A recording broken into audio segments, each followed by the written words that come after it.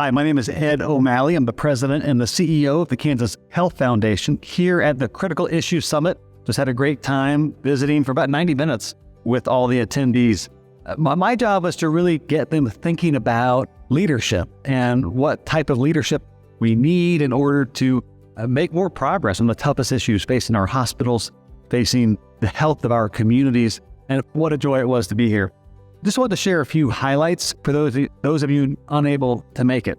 But the first thing I tried to do with the group is to really uncover a new way of thinking about leadership. I actually called it a manifesto, 10 points to it. But briefly, I'll just tell you, it all revolves around a belief that leadership and authority are really two different things. That leadership is an activity, it's not a position.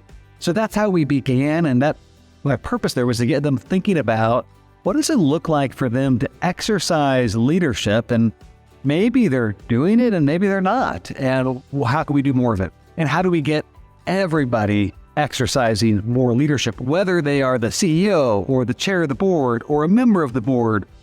That was the first big idea. But I also shared a few ideas that I wanted them to have some takeaways. So I shared 3 ideas that I'll briefly share with you here now. And the first idea I shared is something I call the gap. The gap is just a kind of a little concept, a little 3-question concept that helps people uncover what are the issues that need more leadership.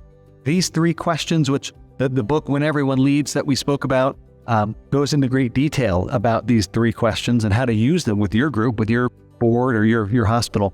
But the 3 questions are simply, when you think about the future of your hospital, what concerns you the most? When you think about the future of your hospital, what's your greatest aspiration? And the third question, which is really a key question, is, all right, given all those concerns and all those aspirations, what's making progress so hard? And the answer to that third question illuminates the things that need more leadership. We're talking healthcare here, right? So that third question is about holding people in diagnosis, helping to get a good diagnosis before we jump to solve the problem. We need hospital boards, we need hospital administrators, we need everybody who's concerned about the health of Kansans to stay in diagnosis as long as we can to get a good diagnosis before we try to solve the problem. Last 2 ideas I shared were simply a belief that part of exercising leadership is not hiding the conflict or tension away or pushing it down, but letting it surface and talking about the things that maybe we have conflict about. And healthy conflict, the presence of that in a board, in a group of executives, in a community trying to wrestle with tough issues, the presence of healthy conflict is an indicator that we're making progress. And if there isn't that present, if we're going through the motions, that's a good sign that we're not going to be making the progress we desire.